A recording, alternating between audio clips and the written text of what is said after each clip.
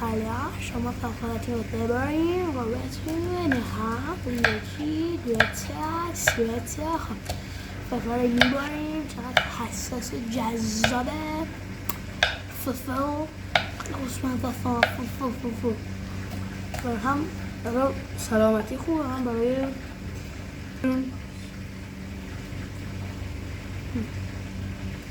پیاز عشق و برای مو اصلا که پای تخت میدن خودشون میدن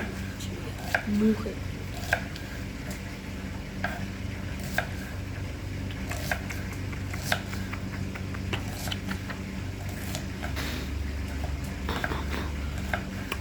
پیاز رو خاله میکنین تو ظرفتون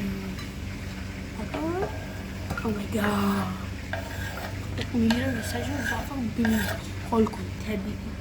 شما طبیعی هم ریختی نریختی والا شما غیر طبیعی بریختی اصلا جیجی خب اچه نوشابه هم میریزین داخل این مخلوط فلفل و پیاز و چه میدونم حالا نگین چه غذاتون قرار بدمزه نه تا آخر ببینیم باید تا آخر ببینیم توجه زرچوب و فلفل ریزی خدا رو چه خوش این مخلوط عجیبی درست کرد حالا هم بزن خوب هم بزن ناکوبی باید وقتی دارم مایه شده ادامه سس هم میریزیم توی مخلوط عجیب هم غریب ها اسم کن حرکت داره که باقا لایک فرام بیشتر حال میکنی حالا چیکار کنی اینا رو میریزیم تو تفتشون میریم حالا لازم هم نیست با قاشق یعنی شما دستکش میپوشید دستکش نپوشیدیم با دست ورزشون میده قشنگ ورزنشون میکنیم قشنگ چیل که کردن میذاریشون توی یخچال که ای گاد ما کنیم ظرفش هم میذاریم ها کردیم فلفل و پیاز و نوشابه بعد بال رو میاری شما بیرون بال رو که بردی بیرون میذاری داخل سرخ حالا باید سرخ‌کن رو تنظیم بکنی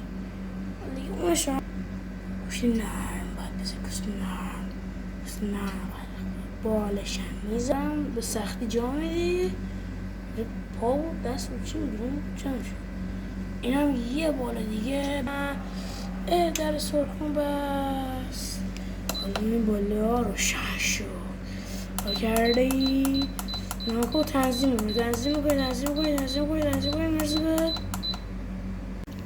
خیال جزقاله بگن